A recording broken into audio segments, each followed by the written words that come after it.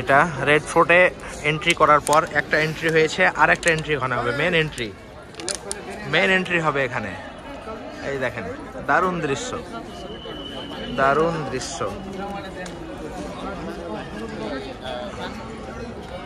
এবং প্রচুর ক্রাউড এখানে।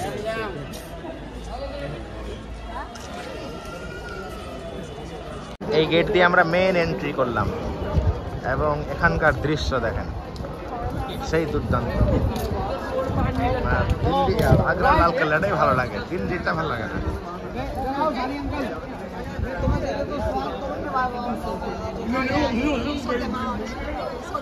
মেন এন্ট্রি, আরবি লিখা।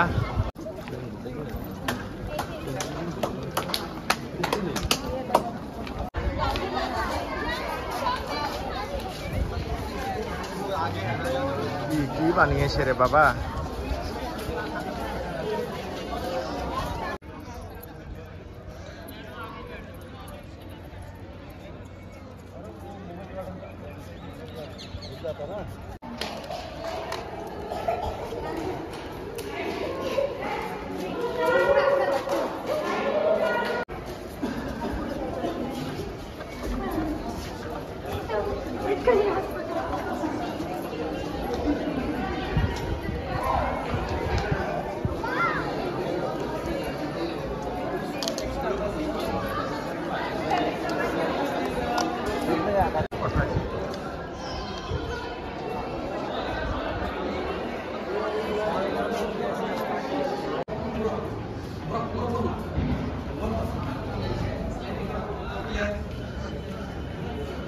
এটা যমুনা নদীর তীর,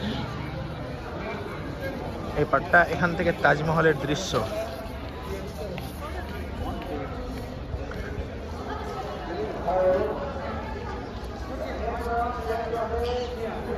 থেকে দেখেন এটা তাজমহলটা কত দূরে মনে হচ্ছে না? দেখবেন আমি যত পিছাবো কাছে মনে হবে। এবার এখান থেকে যদি আমি এটা নিই, মনে হচ্ছে একদম পুরো তাজমহল কাছে চলে এসেছে।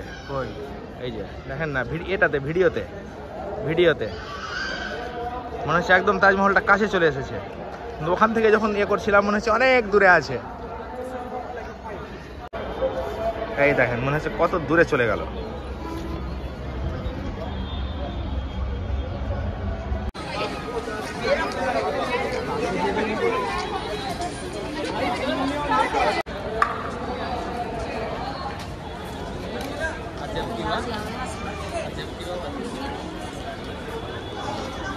এত ক্রাউড এই জায়গাগুলোতে।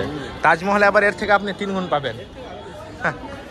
মানে এবার ওখান থেকে এখানে আসছে মনে হয়। চারিদিক থেকে বাতাস।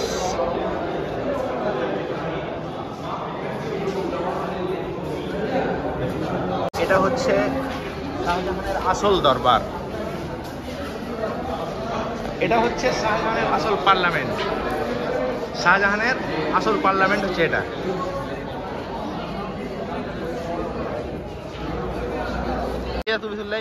এই লাল কালারটা ভালো দেখতে, ভালো লাগে একটু।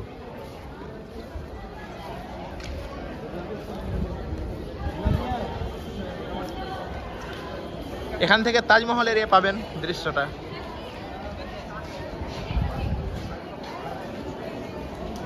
এখান থেকে তাজমহলের দৃশ্য। যত কাছে যাব তাজমহল তত দূরে যাবে। ওখান থেকে কত কাছে মনে হচ্ছিল, এখানে আসলাম কত দূরে চলে গেল। হ্যাঁ, ওই রাস্তা দিয়ে আমরা রাত্রে গিয়েছিলাম, সালেন স্টেশন থেকে বেরিয়ে ওই রাস্তা থেকে ঘুরে গেছিলাম তাজমহল।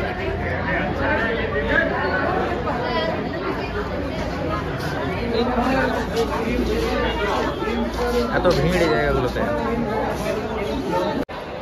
এটা হচ্ছে সম্রাট শাহজাহানের দিওয়ানে খাস। এটা হচ্ছে দিওয়ানে খাস।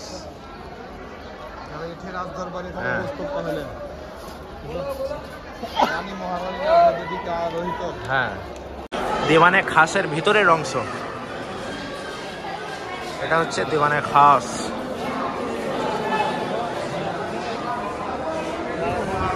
এগুলো পরে করেছে, হ্যাঁ দিয়েছে, হ্যাঁ হ্যাঁ হোয়াইট সিমেন্ট মজবুত করার জন্য করেছে এগুলো।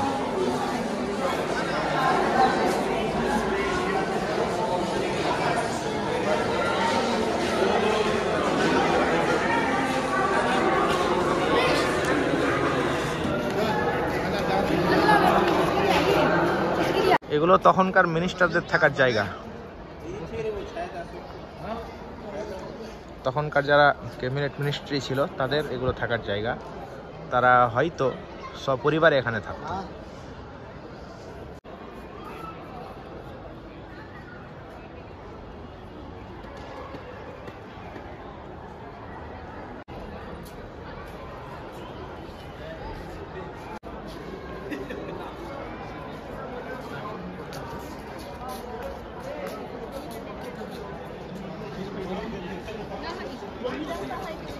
এটা হচ্ছে দিওয়ানে আম, এটা দিওয়ানে আম।